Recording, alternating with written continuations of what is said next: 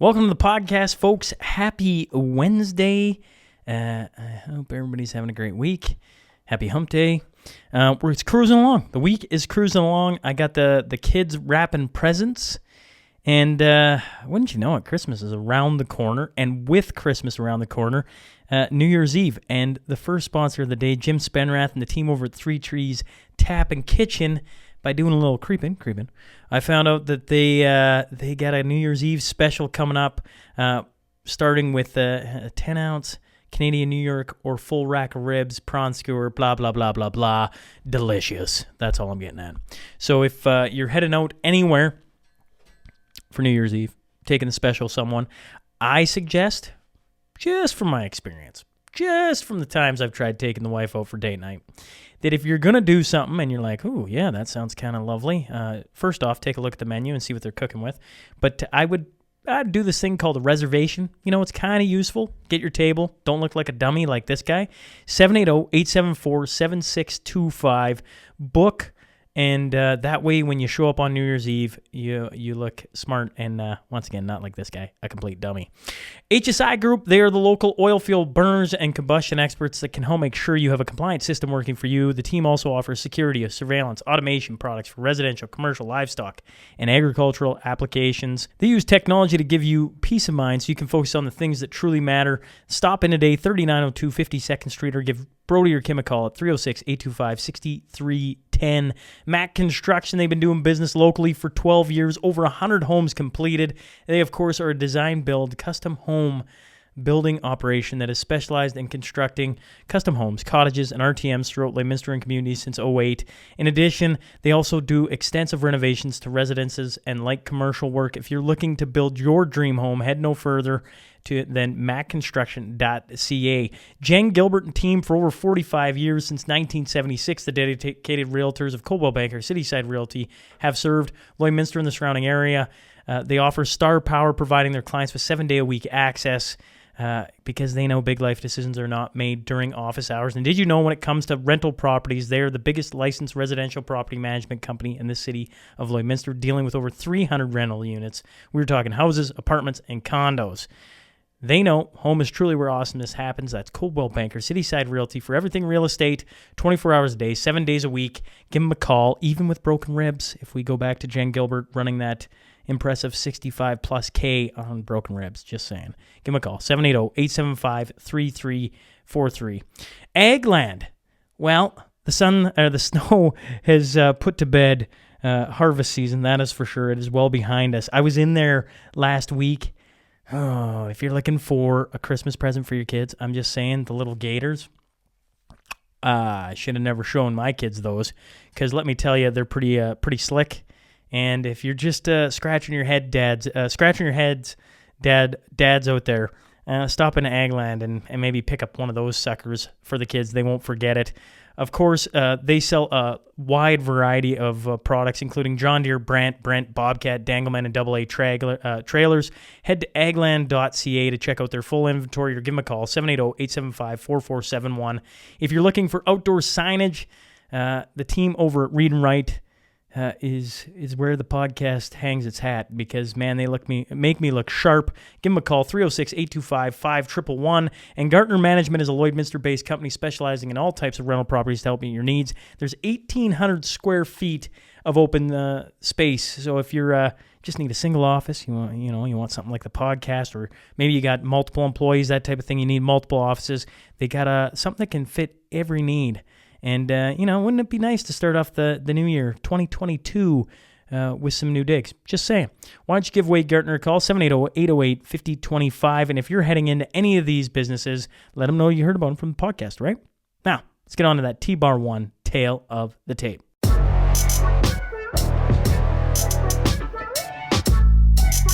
She worked for the federal government for 5 years with Service Canada, was an RCMP officer for 6+ years. She's a mother of 3 and the president and founder of Unified Grassroots. I'm talking about Nadine Ness. So buckle up. Here we go. I'm Nadine Ness, and I'm with Unified Grassroots, and I want to tell you, welcome to the Sean Newman podcast.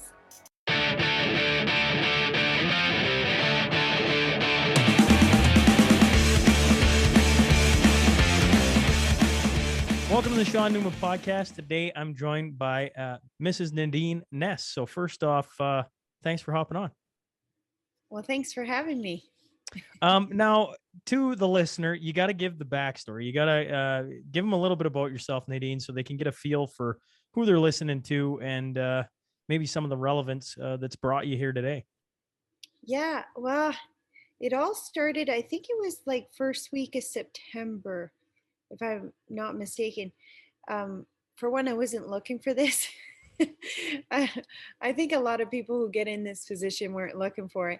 It kind of came looking for them. So it started with there's a post on the town page of someone asking when the next school board meeting was. And I messaged the girl saying, "Hey, are you concerned about the things I'm concerned? You want to be careful what you say. You don't know which side they're on." So, and it turns out she was concerned about the same things. And I said, "Hey, we should meet up and come up with a plan to do a presentation in front of the school board." So I said, "How about we meet up at my house?" And she's like, "Sure. I have a few friends that want to join in." So I think we had maybe 7 or 8. So I was like, "Okay, I'll start a Facebook group just to share the address so everyone can know how to get here."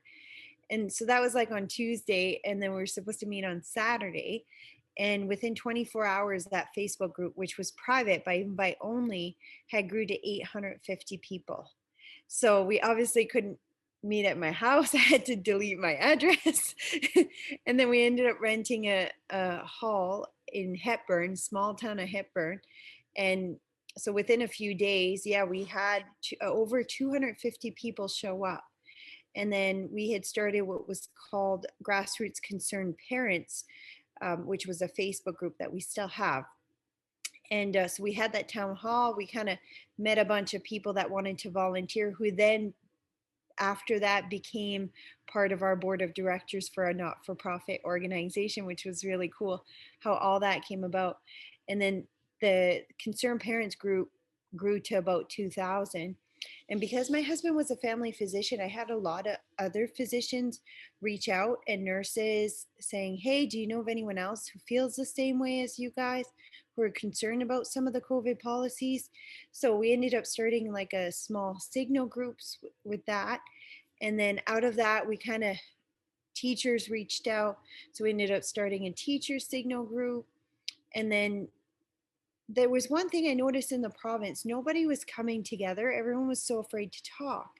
And if we were going to affect change, we needed to give everyone a place where they could come together. So we started signal groups for all different professions. So police officers, firefighters, crown workers, city workers, construction.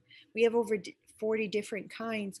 And then they announced the vaccine passport shortly after that. So our group had probably grown to, I don't know, maybe a couple thousand by then on Facebook.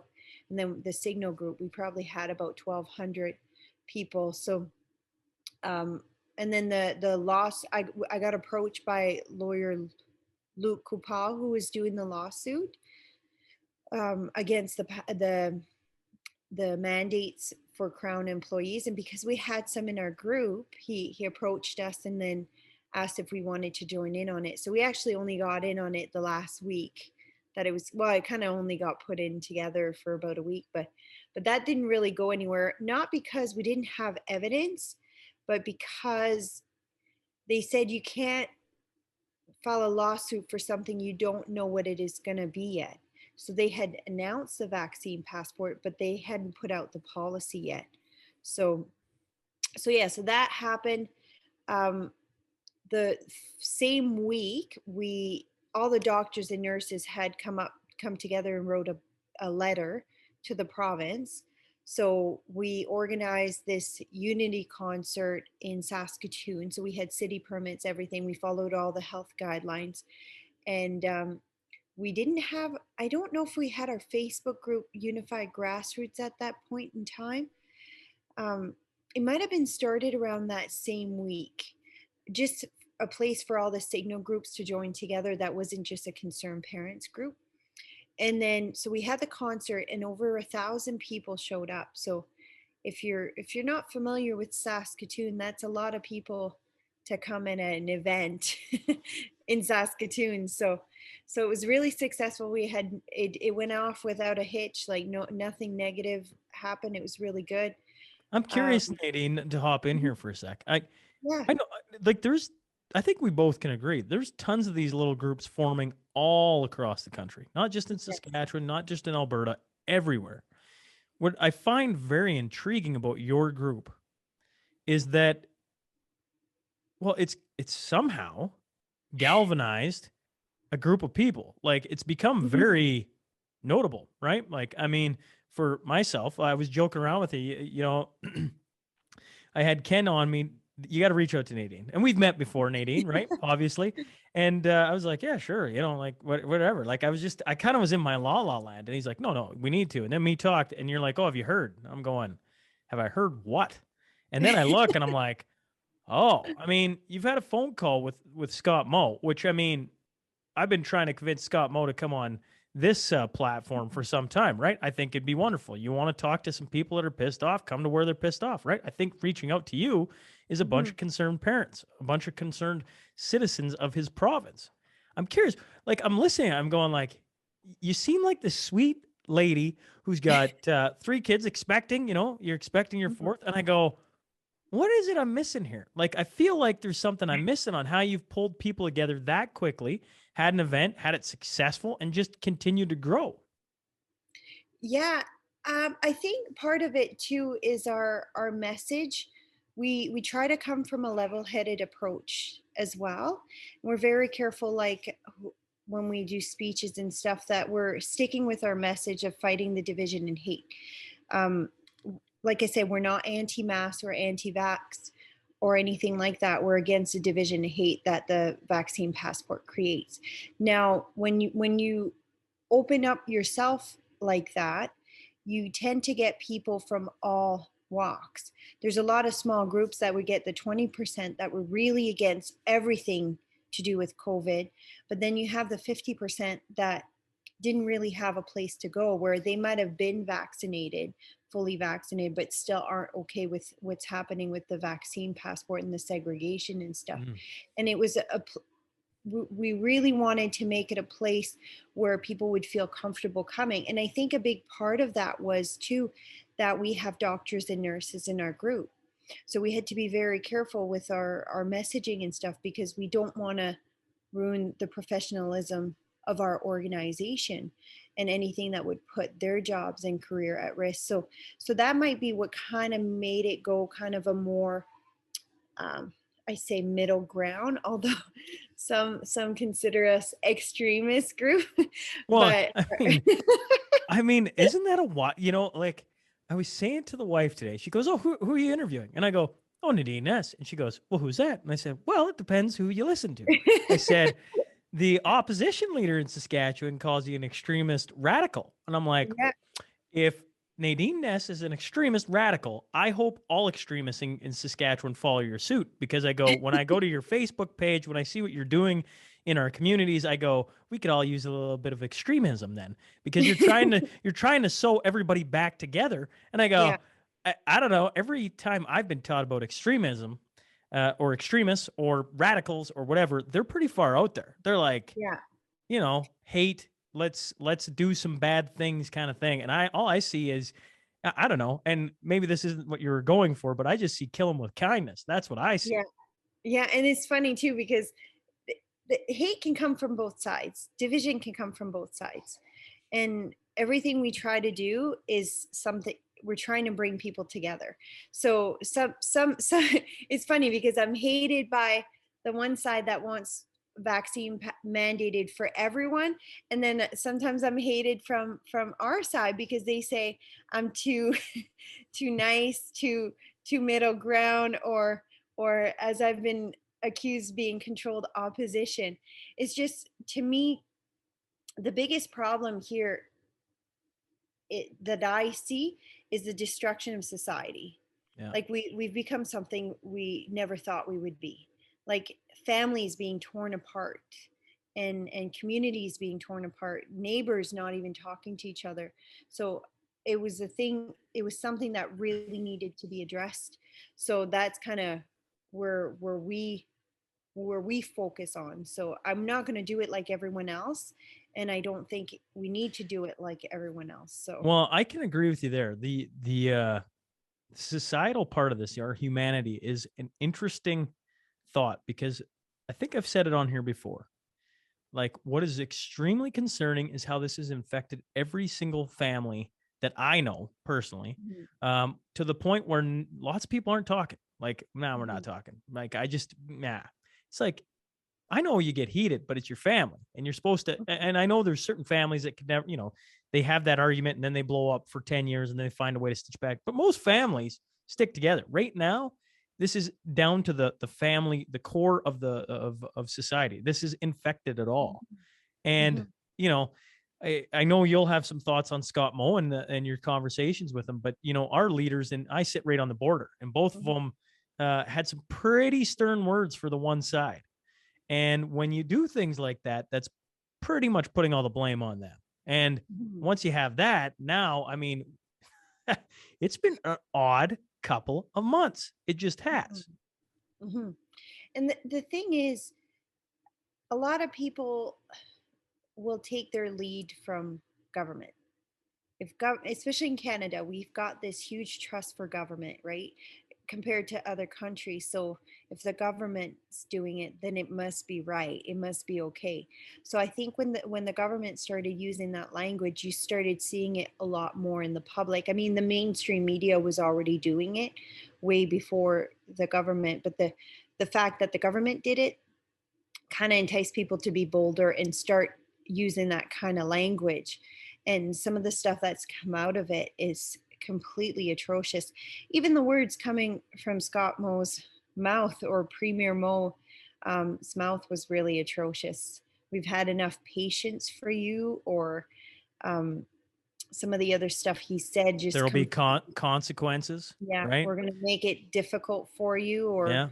uh, yeah, I'm trying to remember all the terms, but Well, it's pretty sad when you got to go back through to your leaders, and that's you're like, yeah. those were some. I know a lot of people. Those were some pretty tough days, and I don't think they maybe. And I mean, how is I love to think a leader understands the consequences of their words because they're speaking for everybody. Obviously, Mhm. they think they're speaking for the majority of people, but to say those harsh comments, like they just have no idea the anxiety that they're putting on a group of people that are just trying to do Mhm. best for their and their own. Mhm. Yeah. And the thing is, it's funny you say that a leader, the language a leader, those are not great qualities of a leader. A great quality of a leader will bring people together and unite people, not cause division. It's actually the opposite of what a good leader does. It's I can't say I wasn't disappointed. I was extremely disappointed in his language use. I used to like the SAS party, actually. So I even thought one day, maybe when I'm like 20 years old, or maybe I'll run for their party. But after seeing that, I was so disappointed. And to be honest, I think, looking back, I think when Scott Moe looks back at that, he's going to see it as words he shouldn't have said. Hindsight 2020. But I don't know where they came from. I don't know if they came from him or his advisors. It didn't look like him. I don't know. Well, Or maybe that's a imagine.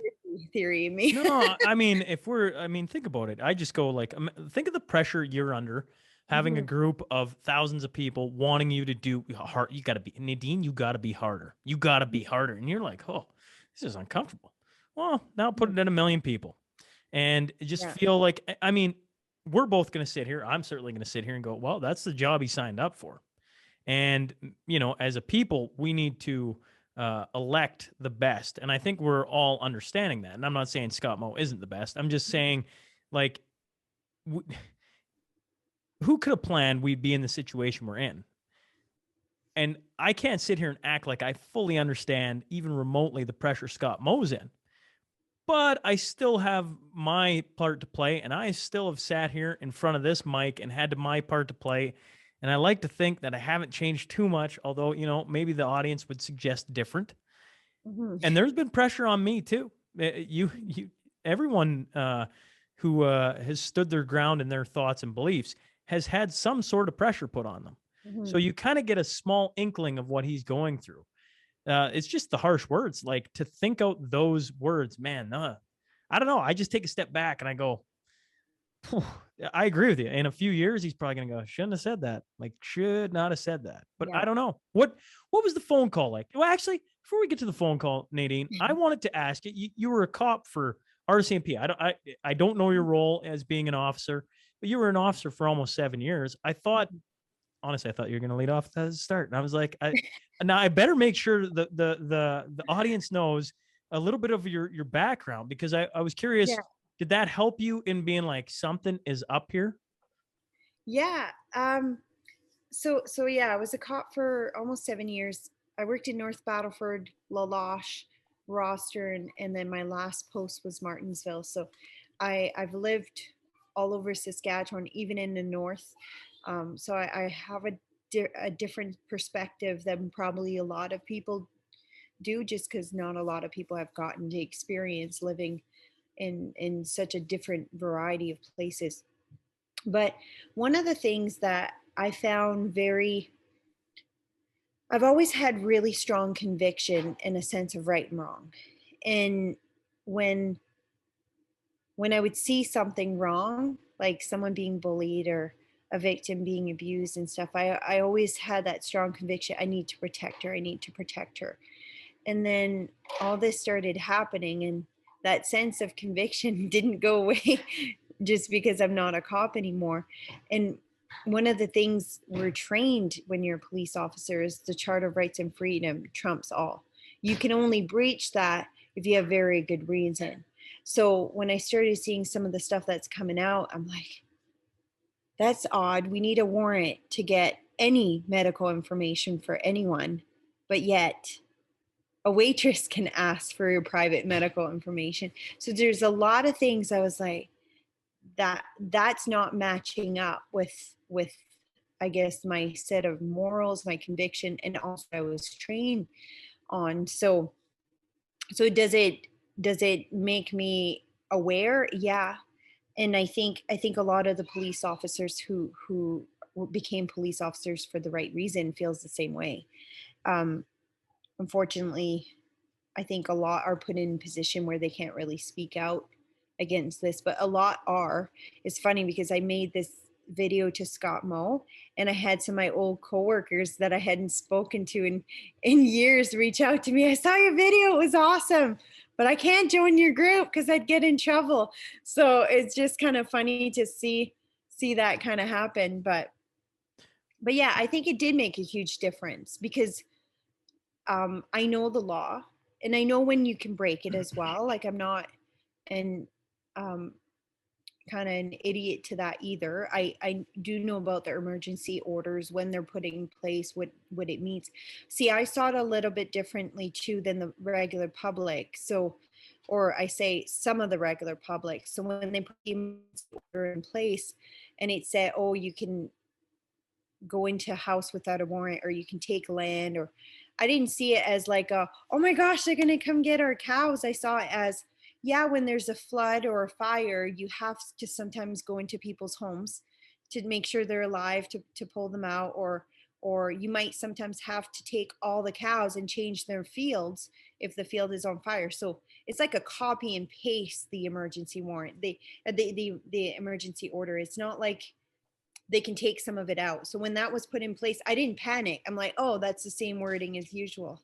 So things like that, I knew a little bit, or the quarantine facilities, or the quarantine camps, whatever some people call it.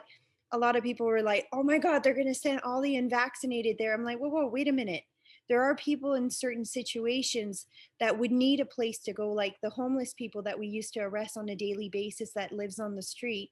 Well, we would bring them in because it'd be minus 40. Well, you can't put them in cells if they're COVID infected. They'll infect the whole drunk tank. Sometimes it's 30 people in the drunk tank. So you'd have to have a place that's secure to bring them. Or like a lot of the First Nations, I'm just using that as an example. They have 2 or 3 generations in the house. Not everyone has 2 or 3 bathrooms or have their own bedroom. So if someone was COVID positive in their house, they'd have nowhere they could securely isolate. So there need to be a place for that. So when I saw stuff like that, I didn't panic. I tried to kind of calm people down because I've seen the part of society that would require some of those facilities or things. So yeah, it did help in a way to bring it kind of to a level-headed. But see, the government should have done that. Yeah, so Announce I was it. gonna say, Nadine, the They problem should. is the They, government should have just spoke openly. You go back to the cow yeah, thing. We're not gonna steal your yeah. cows, and you're like, yeah, dummy, we don't all think that. Like, I mean, come on, get off your like now you've just insulted your entire audience, especially the audience that doesn't believe a thing coming out of your mouth. If you would have just spoke openly, Hmm. especially with the quarantine facilities, like uh, to me, when you read it, you go, what a lot of people say, and I'm thinking of like the Julie Panesi and those, isn't that it'll be a problem right now. It's opening the door for a Hmm. problem later, right? Now you have Yeah, these facilities. What happens with them down the road? I don't know. But right now, you could speak to it and just be like, listen, it's been given blah blah blah blah blah. And you could have just calmed things by yeah. not talking directly and trusting your audience, your public with Hmm. some of the information. Now you let conspiracy things go wild. And once they're out, you can't put that back in the box. Like it's just No. gone. And now you're fueling the division. Like it's Yeah. just utter nonsense to me. You know, It's funny. you talk Yeah. about audience, RCMP guys not being able to come speak, even get in your groups. I go back to episode 218, so you'll be episode 226. So if the audience listening wants to go back to what I'm talking about, Officer James drove to me from somewhere undisclosed in Alberta because he was terrified of what's going on and wanted to be an officer who spoke up, who's active, and just let the public know what's going on. And I was like, oh, okay, right? Like, but he said like they're not allowed to speak up. Like even by driving here and doing what he did, he's like, if they find out, I'm toast. And you go, oh, that's where we're at right now. We're in very, very precarious times then. Hmm.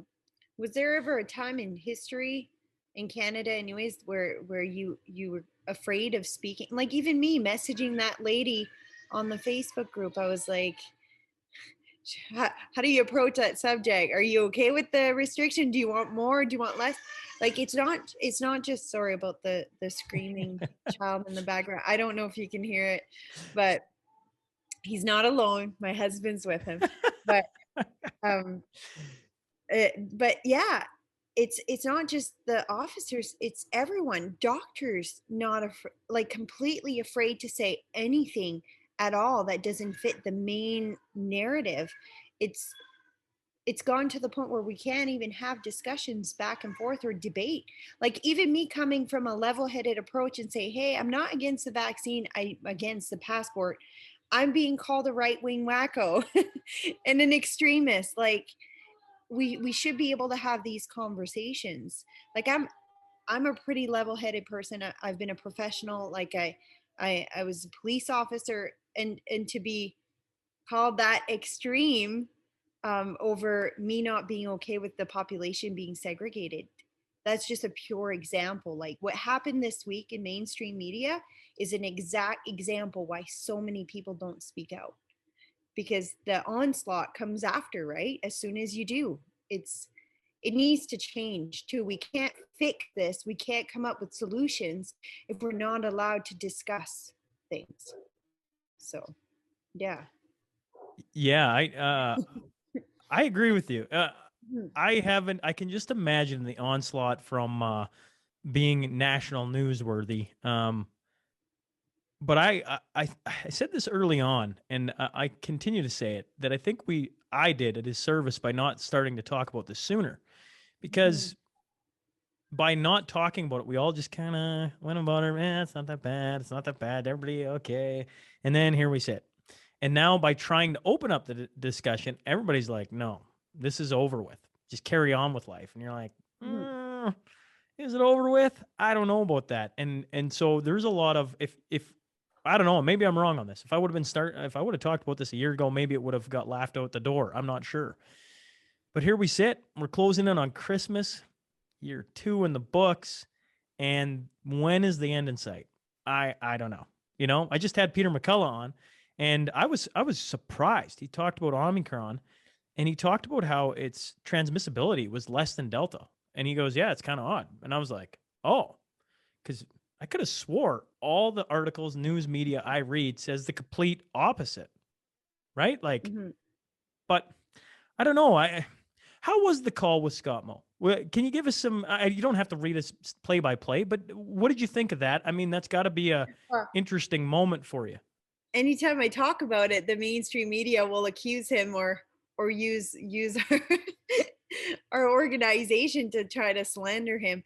Um, for one, I was not expecting that response in the media at all, to think that that's such a big deal that he's talking to someone who represents now 14,000 people in the province. You would think that would be a conversation. How many times did he talk to Saskatchewan Teachers Federation's president or any president of the union? Someone who represents a big group of people should be a normal conversation that would be had. But anyways, no, and the thing is, we almost talked before it even became this big, when I was just the concerned parents group. So a few MLAs people had reached out to him, and some people who knew him. So he's known about me for a while. So when I say I've tried to contact you, I've had. And I even missed a call from his office the one time, and I called back, and it turned out he was there. But she said, "I don't think he called you." I'm like, "Well, this number didn't show up on my phone for nothing." Well, and then his clerk, "Well, maybe I called you." I'm like, "Why would you have called me?"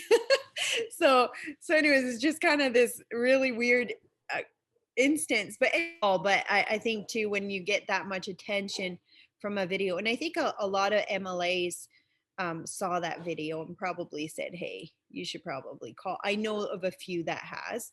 So yeah. So I didn't think he was going to be honest. So I wasn't really expecting it. And I was on my way home, just picked up my 2 oldest kids, and I wasn't ready for it at all. So we ended up pulling into a parking lot so I could concentrate. But yeah, I had my 12-year-old daughter complaining next to me the How many whole call. times did you yell at the kids? I'm talking to the premier. Stop it. No, my daughter kind of knew, because she's 12, so she hears what goes on and stuff. So she's like, "Did he call? Did he really call?" So she had watched the video that we had made and stuff. So, "Is that really him?" That's what she was saying. So no, so it went really good. um like he said, we didn't agree on everything, but I also know how to conduct myself during a phone conversation. It's not going to be productive if you come at it with hate or anger or anything like that. It was more like, okay, we both want different things. These are the concerns that I'm hearing from people here. Here's some personal stories. There's obviously a lot of problems. I also talked about some of the problems that the doctors and nurses were bringing forward to us. So things like that. So it kind of gave him a I guess an eye or an ear into what was happening right on the ground that he might not have already been aware of. So a lot of things like the monoclonal antibodies, I said, well, it's not really apparent where people have to go to get it. So can you hear dogs barking, or is You're it good. You're good. I'm listening. okay? It's a nice So serenade in the back. okay. I don't feel the same, but they're not going to stop. So there's probably coyotes. We live in the middle of nowhere. So, but yeah, so monoclonal antibodies, we didn't really know um, where to go to get it. Someone asked me, "Where do you go to get it?" I said, "I don't know." See, that's something everyone in the province should know. As soon as they get COVID and there's a treatment option, that they can go and get it, and where to go get it. So we talked about that. He's like, "Well, the intake's been really low from what I last I heard." I said, "Yeah, because no one even knows how to get it." I said, "I'm not even sure my husband does, and he's a doctor." So so it's stuff like that we addressed. And then about potential problem solving in the future with the healthcare system, also how we have so little ICU beds. We should have upped it, and we should have upped it a long time ago. So he kind of talked to me about some of the issues they had. And see, that's where the government fails.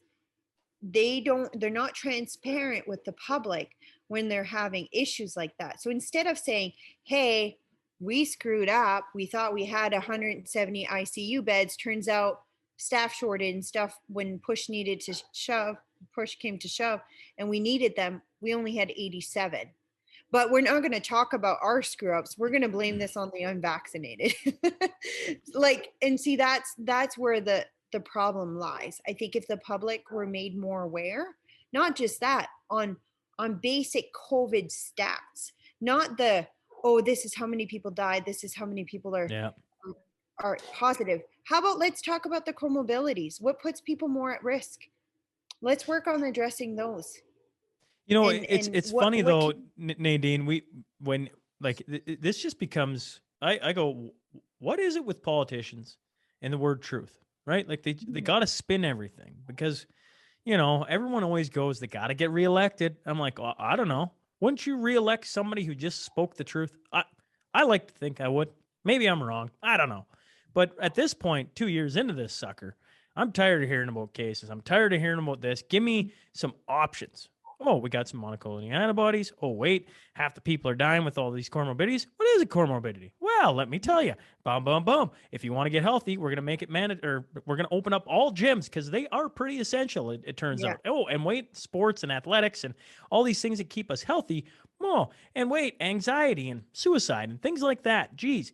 And instead, it's the same old thing.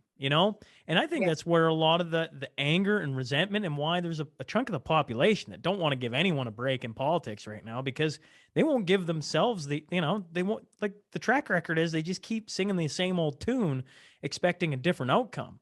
Well, at some point, and this is why I was interested, after I read all the stories on you, I was like, here's a lady who took it upon herself to create something out of nothing and got, one way or another has the premier calling her. I think that's, my hat's off to you, because a lot of people are trying different ways to make that happen, right? To try and move the dial, so to speak, just a little bit, not a 180, not like COVID doesn't exist, we're back to normal, but for the love of God, at some point here, we got to start to moving it where we find a way to bring everybody back together, like you said.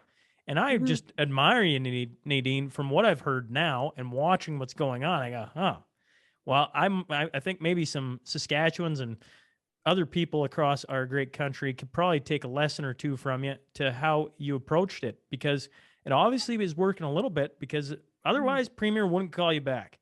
He'd label you an extremist and would be like, I ain't talking to that. What did you call yourself? A wacko YouTuber?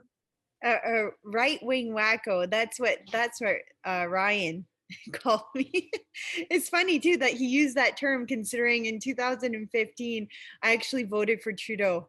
I regret it now, before you give me a hard time. Oh, interview over.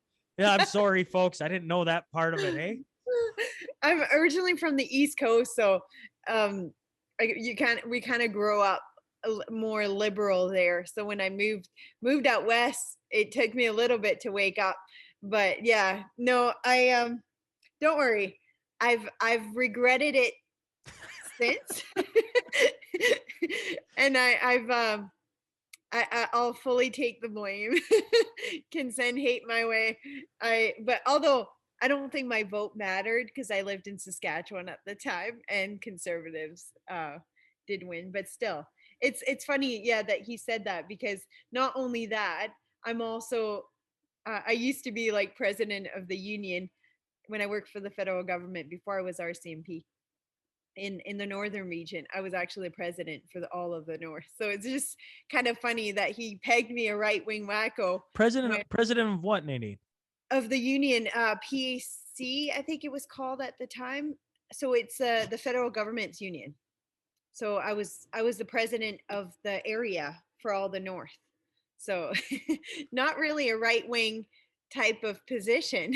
Yeah, that's one where you go, oops, I probably should have done just a smidge more homework, and Yeah. realized, okay, yeah, I just called.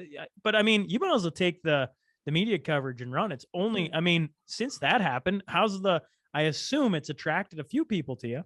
Yeah, yeah. Um, I'll be honest, the first day when I saw that, like it hit hard. And I was like, wow, um, that kind of hurts because you know who you are, but to see your name being portrayed something completely different was hard. But then the following day, when I heard what Premier Scott Moe was saying, it's when he says it's time we end the stigmatization of the unvaccinated. I'm like, wow, he actually listened. Or maybe it was my videos that he said he didn't watch it. I'm pretty sure he did. I'm pretty sure they all did. They want to say they didn't, but why would he have called? But I think they're starting to see what's happening out there, and they have friends and family that are not vaccinated, so they know, they hear the stories. So I think it was something they were feeling for a while, and then they just didn't know where to start or how to approach it, or what. Because when I talked to Scott on the phone, it was something we talked about the division and stuff, and I told him stories, and he's like, I'm getting the same stories. I have family and friends who aren't vaccinated, so he's like, I know it's a problem. So I said, okay, then address it. And he said he was planning on it, but I don't think he was planning on addressing it that early. But then Ryan didn't really give him a choice, so it was kind of neat to see that happen so fast. And even not just that, if you are interested in politics, if someone's watching this, if you go back and look at question period that week, there was more than just those words. There was a complete switch in the House. When he did his speech on Thursday, I think it was around 11 o'clock, if you go back and watch it, he did his speech and he had a standing ovation from all the MLAs. You could almost see like this weight or this dark cloud kind of be lifted. Like almost like people were waiting for this, but they didn't want to say anything. They didn't want to kind of go against him. And then all of a sudden you see this big lift. So I'm hoping it's going to stay that way, and I'm hoping it's not going to go back to we're going to make it difficult for you, or we're going to make it uncomfortable for you. I'm hoping there's going to be changes coming in the future. But I do understand too, we got to understand any move they do, whether it be courageous or the right thing to do, if it doesn't fit the mainstream narrative, they're going to get attacked. Like, he got attacked for doing something good, calling people in the community, calling someone who represents a big part of his voter base. Like, and he got attacked for that. So what do you think is going to happen when he starts implementing changes to unstigmatize the unvaccinated? See, he's going to get it from all sides. So it's going to be, when I think about how do we affect change, it's more than just changing the minds of the politicians. We might be there with the stigmatizing of the unvaccinated, but we need to change the mind of the public interest, or the public perception too, because politicians are just going to do what the public wants them to do. So we need to show them what the public wants, because the mainstream media is not going to do it. So the way you show them is Unified Grassroots. We now have 14,000 members in 2 months. That kind of gives Mo the message that, okay, maybe a lot of people aren't okay with the With what's going policies on. they're implementing. So they have a job to do, but we also have a job to do as the public. Let them know that we're okay with we love the new direction they're going. Like, call your MLA and say, what happened this week at the House is awesome. Keep going that way. Start following it up with actions. Don't call and say, I don't trust you, it's the worst thing you could have done, you lied to us then, I don't trust you now, or kind of follow it up with hate. I know we're angry for what they did before, but if we want change and we want them to keep going that way, let's let them know, all our loud voices, that we like the new direction, that we want them to keep going that way. So it's hard to do when you're so angry at someone for treating you poorly. But I think right now, it's funny, I kind of use this with my kids. Reward the good behavior.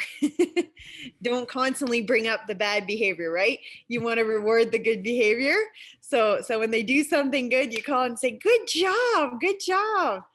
I'm really happy you did it that way.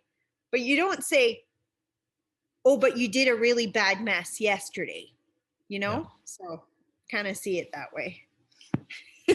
Treating the government like our children. I think you're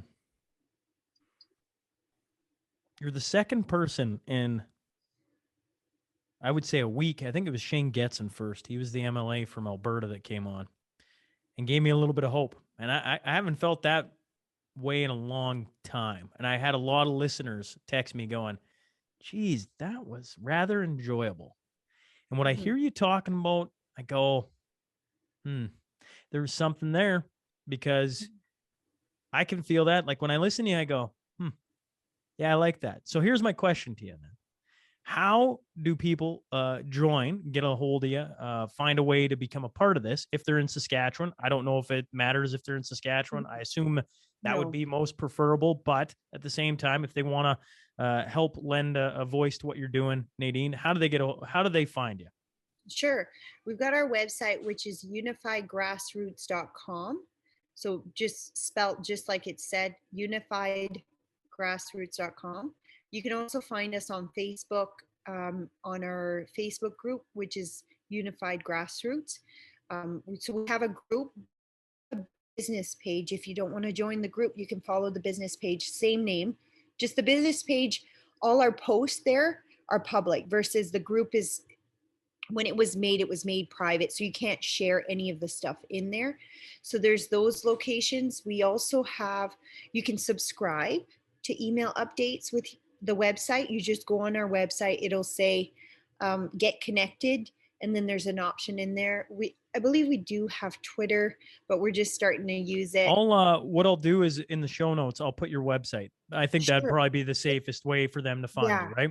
Everything's on the website. So, and you said a comment about Saskatchewan. So one of the things out of this, we had Epoch Times did a really awesome article about us. So we've actually had a lot of people from Ontario, BC, Nova Scotia, kind of all over Canada actually join this past week. And I forgot to mention, we've grown by 4,000 in the last probably be 2.5 weeks since I made that video there.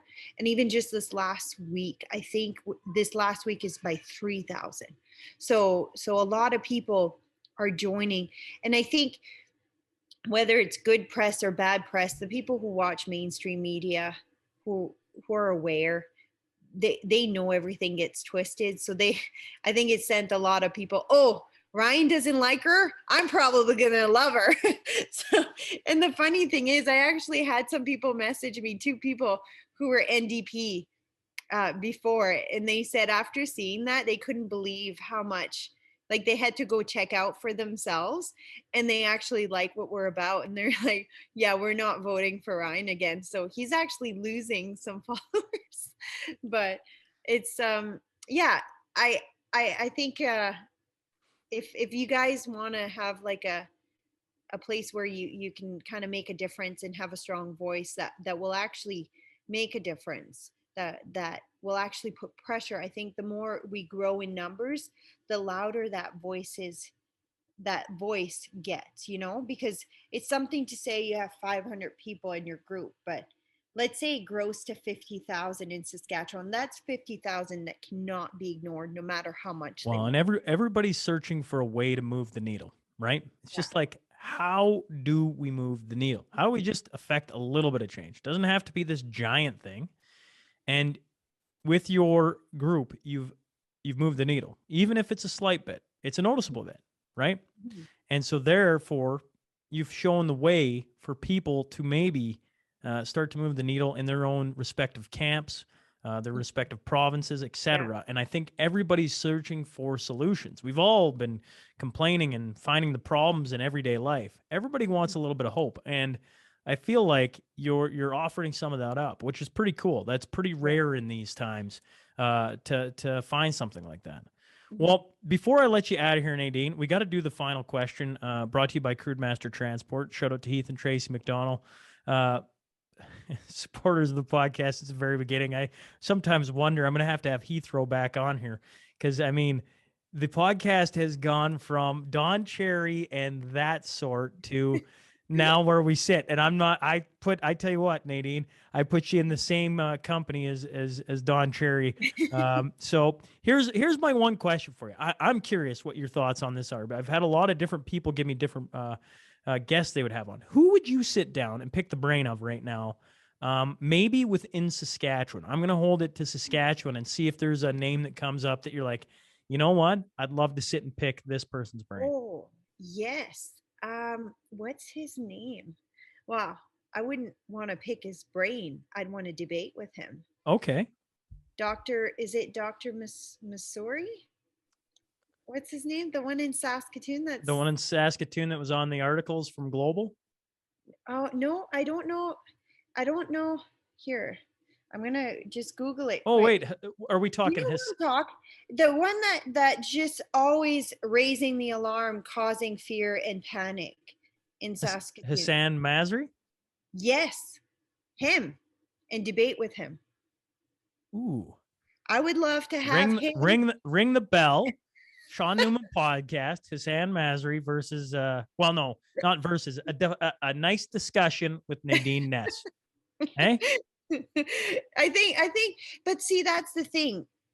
You have some people that are pushing that fear narrative so strong, and and they're given the platform. They're all over mainstream media, and then you don't have the counter narrative out there. I'd love to get both narratives out there and see who comes out the strongest. Well, I don't Or even know. even debates of doctors like Jason, not McCollum. Jason, is it Jason McCollum? No, it's Peter McCullough. Or Peter who do you? McCollum. Yeah. Or having him, and or Ryan Miley, whatever his name is, Missouri, and some other doctors, and just see what would happen. See, but I don't think they'd ever come on. Yeah, I disagree. I think they would. No? I don't know. Yeah. I don't know. I tell you what. Yeah, leave it in my court. I mean, what is it? See if Ryan will come on with me. let's put it this way. Why would a guy, and I mean this, no offense, actually, I'll cause offense to the two of us. Why would a guy like Hassan be nervous about a lady, Nadine? What, really? I mean, at this point, he's been in the ICU room. Yeah. He knows all about everything COVID related inside and out, I would think, at this point. So for him, maybe this is my thought for Scott Moe, if he ever listens to this, is like, you want to talk to all the people that you think are just a bunch of morons? Come on here. There's a lot to listen, and let's see what you have to say, because maybe you can convince half of them you're right, and you win part of the segment back to you. And see that you said a point there. He's in the ICU. He sees that side of it. He doesn't see all of this side. No, because there's a ton of different perspectives going on in society right now.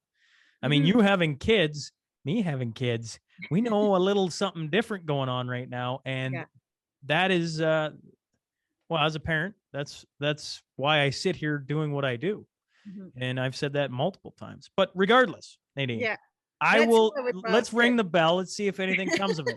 I appreciate you coming on and doing this with me and giving me some of your time away from your family. And I appreciate what you're doing. I think anytime you can move the needle, I can't honestly sit here and say I know of too many doing it in Saskatchewan or Alberta for just where I sit. I haven't seen many. So I appreciate what you're doing. And And I look forward to seeing what you do in the future here. Sure.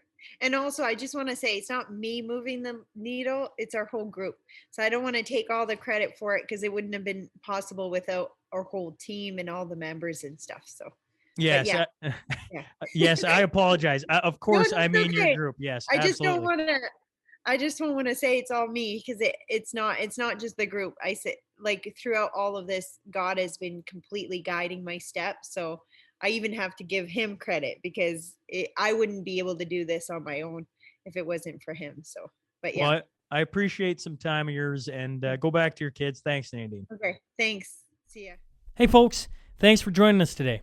If you just stumbled on the show, please click subscribe. Then scroll to the bottom and rate and leave a review. I promise it helps. Remember, every Monday and Wednesday, we will have a new guest sitting down to share their story. The Sean Newman Podcast is available for free on Apple, Spotify, YouTube, and wherever else you get your podcast fix. Until next time.